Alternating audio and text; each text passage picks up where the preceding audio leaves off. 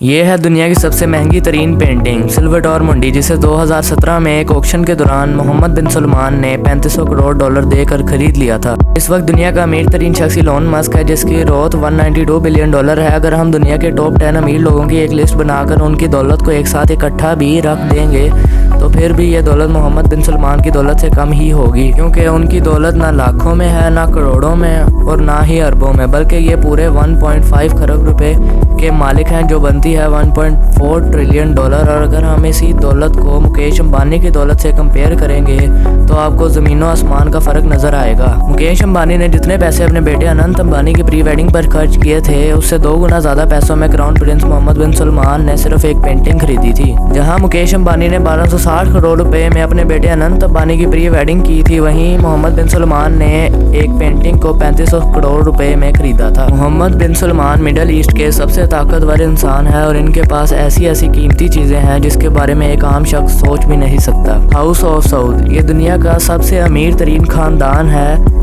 और मोहम्मद बिन सलमान का ताल्लुक भी इसी खानदान से है। इस खानदान के पास इतना पैसा है कि इनको हर महंगी चीज़ बेकार लगती है, चाहे वो कोई भी दुनिया की महंगी तरीन कार हो या कोई भी दुनिया का महंगा तरीन घर। मगर ये खानदान इतना अमीर हुआ तो हुआ कैसे और इनके पास इतने पैसे कहाँ से आते हैं? दरअसल इनकी आमदनी का सबसे बड़ा जरिया सऊदी अरामको नाम की एक कंपनी है, जो कि दुनिया की सबसे बड़ी ऑयल कंपनी है, जिसकी मार्केट वैल्यू 5 ट्रिलियन से लेकर 10 ट्रिलियन डॉलर्स के दरमियान तक है। ये दुनिया की महंगी तरीन कंपनी है। इसका अंदाज़ा आप यहीं से लगाएं कि इंडिया की जीडीपी 3 ट्रिलियन डॉलर्स तक है और सऊदी अरामको की वैल्यू 5 ट्रिलियन से 10 ट्रिलियन के दरमियान है। और ये सिर्फ सऊद फैमिली की एक कंपनी की वैल्यू है। दुनिया में कोई भी ऐसा खानदान नहीं है जो इस सऊद खानदान से टक्कर ले सके, पावर में भी और पैसे में भी। इस अकेले खानदान के पास 106 खरब रुपए 1.4 ट्रिलियन डॉलर हैं। ये खानदान 1.4 ट्रिलियन डॉलर्स का मालिक है।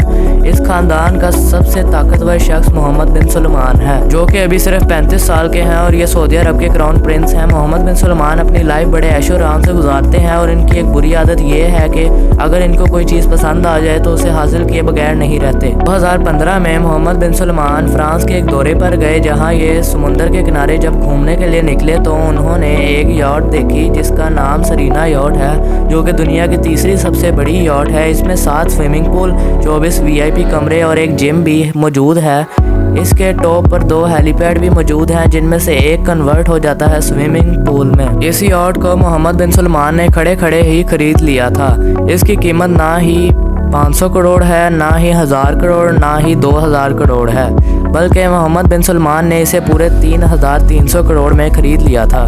मोहम्मद बिन सलमान जब 25 साल के हुए थे तो उन्होंने 57 करोड़ खर्च करके एक पूरे का पूरा आइलैंड मालदीव्स में बुक कर लिया था, जहां वो अपने प्राइवेट प्लेन में गए थे और उस वक्त ये आइलैंड आम लोगों के लिए बंद कर दिया गया।